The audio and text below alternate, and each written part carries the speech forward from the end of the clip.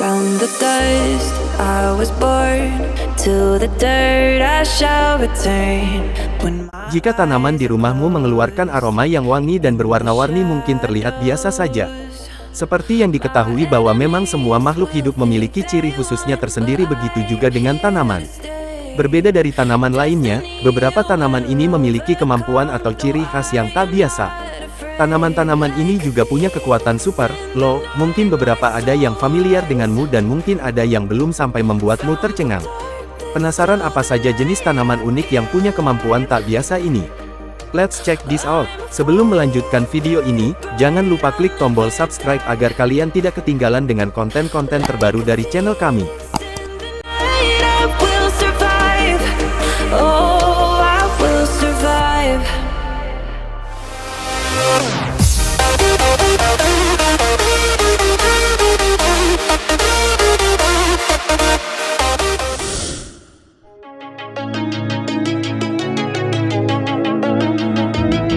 Kantong semar adalah tumbuhan karnivora, yaitu tumbuhan pemakan daging seperti serangga dan hewan-hewan kecil.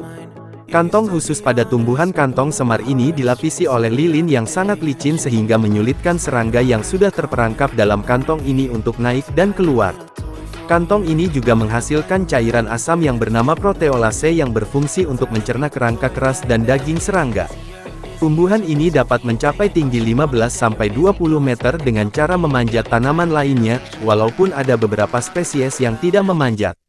Kantong semar memiliki corak motif yang bervariasi dengan warna-warna cerah yang akan menarik mangsa, misal serangga untuk mendekat. Daunnya berbentuk helaian panjang berwarna hijau atau hijau kekuningan, dengan aksesoris tambahan, yaitu kantong yang terdapat di luar helai daun dan ukurannya sama panjang atau lebih panjang dari daun. Kantong ini menjadi ciri khas, yang terkadang, warnanya hijau dengan bercak merah, ungu, kuning, hingga hijau dan putih. Banyak yang menyangka kantong tumbuhan ini merupakan bunganya, padahal kantong tersebut merupakan daun yang sudah termodifikasi.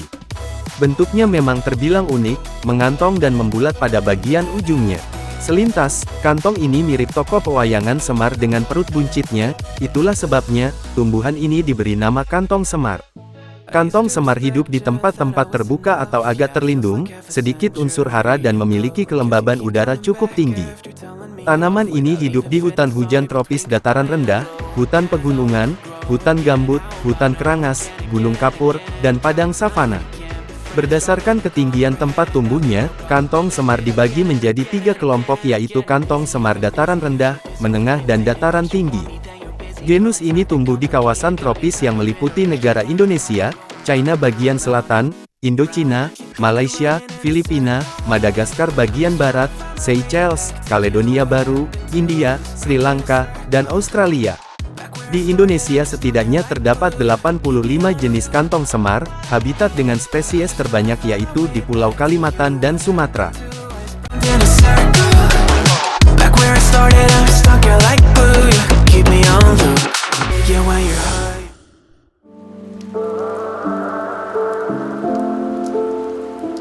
Tak hanya tanaman hias jenis daun serta bunga, ada juga jenis tanaman hias yang dapat menjadi pilihan untuk dirawat di rumah, yakni tanaman Venus flytrap. Venus flytrap merupakan tanaman karnivora atau pemangsa daging. Namun, tak usah khawatir, daging yang dimakan adalah daging serangga seperti lalat. Tanaman ini tumbuh subur di tanah yang asam, tapi tetap lembab dan memiliki drainase yang baik. Memiliki nama ilmiah Dionaea muscipula, Venus flytrap merupakan tanaman yang menyukai cahaya terang, tetapi tidak secara langsung. Paparan sinar matahari yang langsung dan menyengat dapat menyebabkan daunnya terbakar. Karena itu, hindari menempatkannya di bawah sinar matahari secara langsung, terutama pada musim panas. Begitupun, saat ditanam dalam ruangan di bawah lampu buatan, jauhkan Venus flytrap sekitar 4-7 inci dari lampu. Namun, jika daun tanaman terlihat panjang dan kurus, berikan cahaya lebih banyak. Tak lupa menjaga suhu lingkungan serta tanah agar tetap lembab demi hasil perawatan yang lebih baik, tetapi jangan biarkan tanaman berada dalam air terus-menerus. Hal lain yang perlu diperhatikan adalah hindari menyiram tanaman secara langsung memakai air keran karena dikhawatirkan mengandung terlalu banyak air mineral. Sebaiknya, menggunakan air hujan yang telah ditampung atau air suling. Selain itu, perhatikan pula sirkulasi udara. Sebab, sirkulasi udara yang baik turut berperan penting dalam menumbuhkan tanaman Venus flytrap. Jadi, kamu dapat menyalakan kipas angin di ruangan tempat menyimpan tanaman. Untuk menanamnya, hindari memakai tanah pot biasa. Disarankan mencampurkan sepertiga pasir dan 2/3 sphagnum lumut guna memberikan drainase juga retensi kelembapan terbaik. Hindari menambahkan kapur ke tanah serta pupuk. Soal makanan, tanaman Venus flytrap tidak menyukai daging serangga atau lalat yang telah mati. Serangga harus tetap hidup dan bergerak di dalam jebakan guna memicunya menutup serta mencernanya. Ukuran serangga juga harus cukup kecil agar mulut Venus flytrap bisa menutup rapat ketika memangsa demi mencegah bakteri ikut masuk. Jika Anda menanam di terarium tertutup, cara termudah memberi makan tanaman ini dengan melepaskan lalat kecil ke dalam ruangan. Dengan begitu, serangga akan tertarik masuk ke perangkap, lalu dimakan oleh tanaman. Meski tanaman karnivora, Venus flytrap mampu bertahan lama sekitar 1 atau 2 bulan tanpa memakan serangga. Jika ditanam di luar ruangan, Venus flytrap akan mendapat cukup makanan secara alami. Sebaliknya, bila merawatnya dalam ruangan, Anda harus memberi mereka makan malam secara berkala. Hindari memberikan serangga dengan ukuran lebih besar dari sepertiga ukuran mulut tanaman.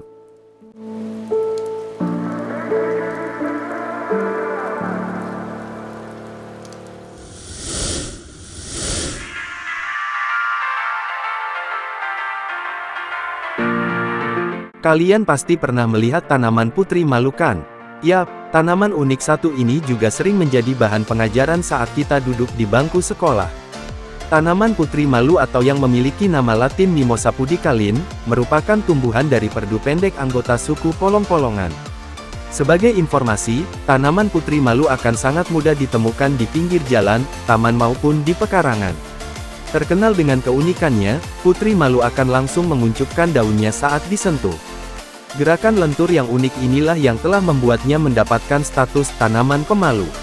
Tahukah kamu, gerakan apa yang dihasilkan dari tanaman putri malu sehingga bisa menguncupkan dirinya sementara waktu? Seperti yang sudah dipaparkan sebelumnya, tanaman putri malu akan menguncupkan daunnya saat disentuh. Nah, gerakan menutup dan membukanya daun putri malu itu disebut gerakan nasti. Secara lengkap, gerak pada tumbuhan putri malu ini disebut juga tikmonasti. Berasal dari bahasa Yunani, tikma berarti sentuhan. Selain disebut tikmonasti, gerak ini juga dikenal dengan nama seismonasti. Seismo sendiri berarti getaran.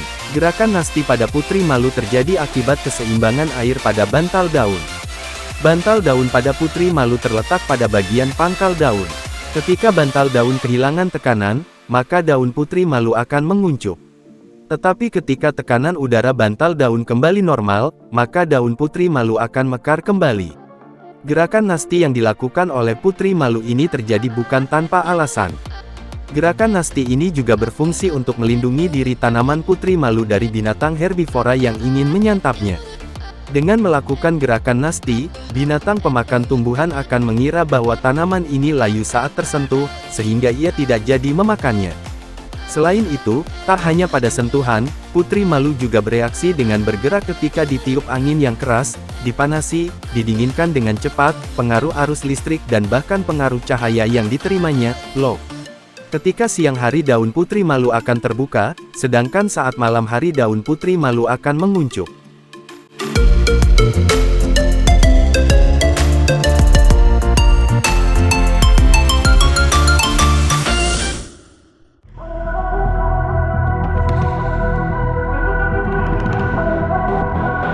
Facelia drepanolobium, lebih dikenal sebagai Acacia drepanolobium atau duri bersiul, adalah akasia berduri bengkak yang berasal dari Afrika Timur. Duri bersiul tumbuh hingga 6 meter. Ini menghasilkan sepasang duri lurus di setiap yang bulat, beberapa di antaranya memiliki dasar bulat besar. Duri yang membengkak ini secara alami berongga dan ditempati oleh salah satu dari beberapa spesies semut yang bersimbiosis. Nama umum tanaman ini berasal dari pengamatan bahwa ketika angin bertiup di atas duri bulat tempat semut membuat lubang masuk dan keluar, mereka menghasilkan suara siulan. Duri bersiul adalah pohon dominan di beberapa daerah dataran tinggi Afrika Timur, kadang-kadang hampir membentuk hutan monokultur, terutama di tanah gosong dengan drainase yang terhambat dengan kandungan tanah liat yang tinggi. Kayu duri bersiul digunakan sebagai pagar, gagang alat, dan peralatan lainnya. Kayu duri bersiul biasanya berdiameter kecil, keras dan tahan rayap.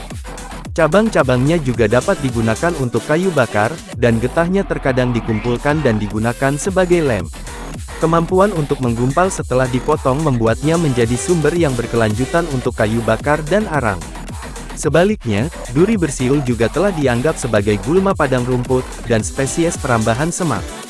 Seperti akasia lainnya, duri bersiul memiliki daun yang mengandung tanin, yang dianggap sebagai pencegah hewan herbivora memakannya. Seperti semua akasia Afrika, mereka dilindungi oleh duri. Selain itu, akasia duri bersiul adalah Myrmecophits yang telah membentuk hubungan mutualistik dengan beberapa spesies semut.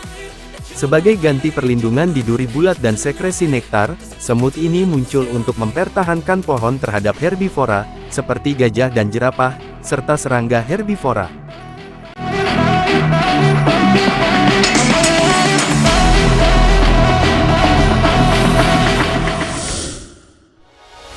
Two souls colliding. We shared the pieces of ourselves. Desmodium gyrans atau yang kerap disebut sebagai rumput menari ini memang mempunyai gerakan yang aktif dibanding jenis tanaman lainnya. Desmodium gyrans adalah tanaman semak yang tumbuh di daerah tropis Asia.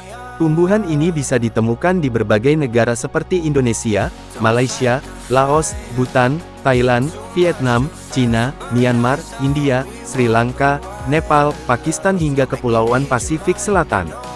Secara modern, rumput menari disebut juga Codariocalyx motorius atau dancing grass. Ada juga yang menamainya tumbuhan semafore, karena gerakan daunnya mirip dengan gerakan kode pengirim sinyal semafore. Rumput menari mudah tumbuh di mana saja, tidak memerlukan pupuk, hanya perlu air dan sinar matahari yang cukup akan tumbuh dengan baik. Istimewanya, Desmodium gyrans dapat bergerak aktif saat terkena cahaya matahari dengan intensitas tinggi, atau dalam keadaan kering. Tak hanya itu, rumput menari juga dapat bereaksi terhadap gerakan dan suara, mirip tanaman putri malu. Gerakannya yang aktif tersebut disebabkan oleh cincin sel yang disebut pulvinus, yang terletak di dasar daun. Pulvinus bertindak seperti balon air yang bekerja memindahkan air keluar masuk melalui proses osmosis. Proses ini yang mengakibatkan sel membengkak dan mengempis serta membuat daunnya seperti bergerak, terutama saat terkena rangsangan seperti sinar matahari maupun gelombang suara. Tumbuhan ini pertama kali dikenalkan oleh seorang dokter asal Belanda, Maarten Houtuin pada tahun 1779 dan diberi nama Hedysarum motorium. Namun tanaman ini lebih terkenal pada era Charles Darwin tahun 1873 yang menuliskannya sebagai tanaman yang tidak bisa tidur. Darwin kemudian mencatatnya dalam sebuah penelitian yang berjudul, The Power of Movement in Plants.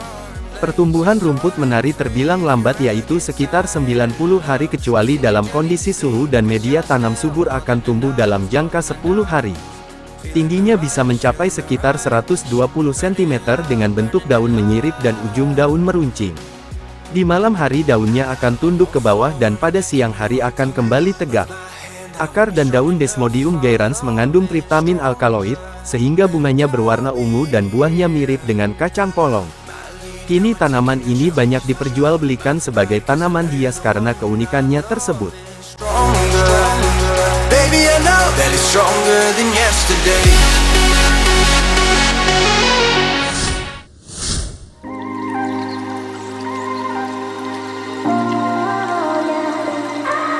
Eucalyptus merupakan jenis pohon yang daun dan minyaknya sejak lama dimanfaatkan untuk berbagai tujuan, seperti bahan wewangian dan dimanfaatkan di dunia medis.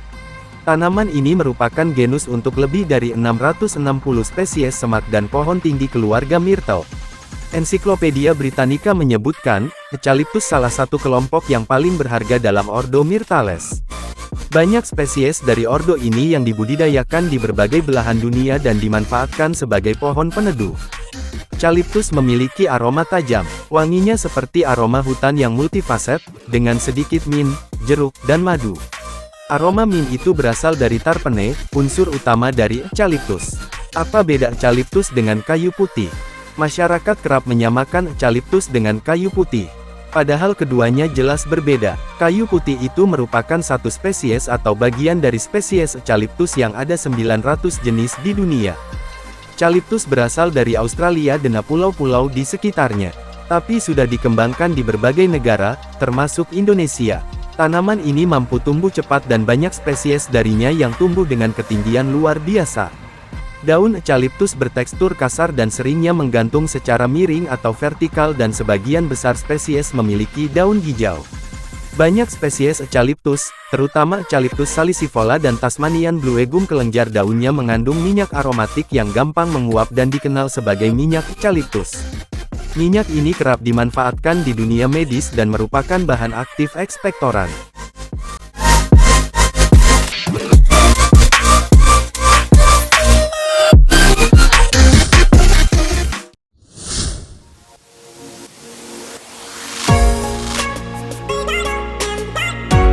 Tahukah Anda, ada pohon yang buahnya bisa meledak?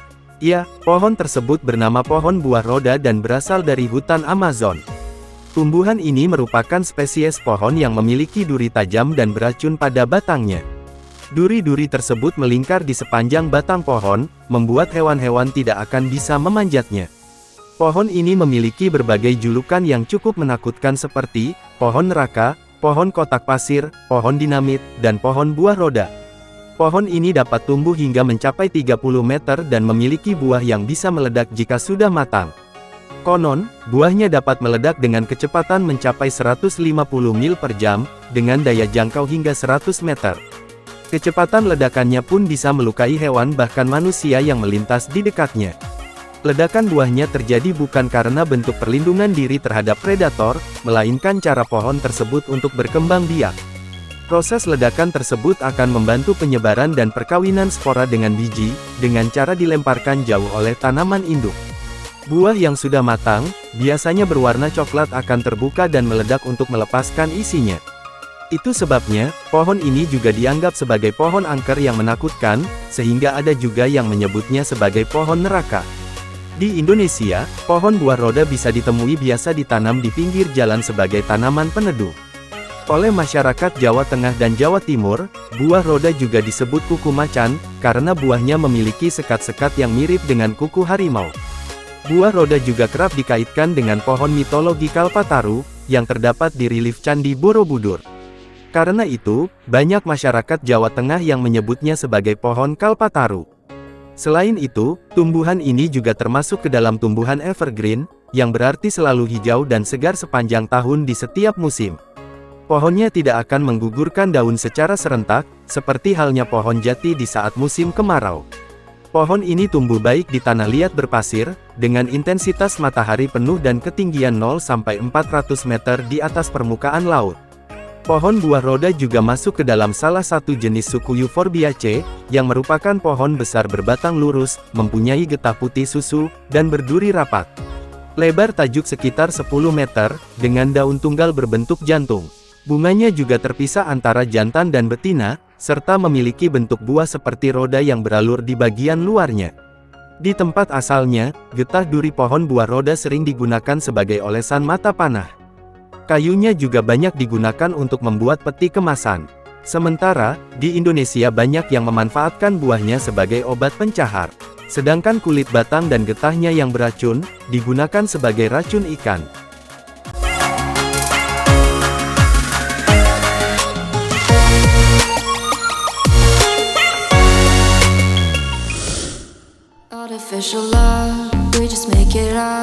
Itulah 7 tanaman unik yang punya kemampuan tak biasa yang baru saja kita simak. Terima kasih telah nonton video kami dan sampai jumpa di video selanjutnya.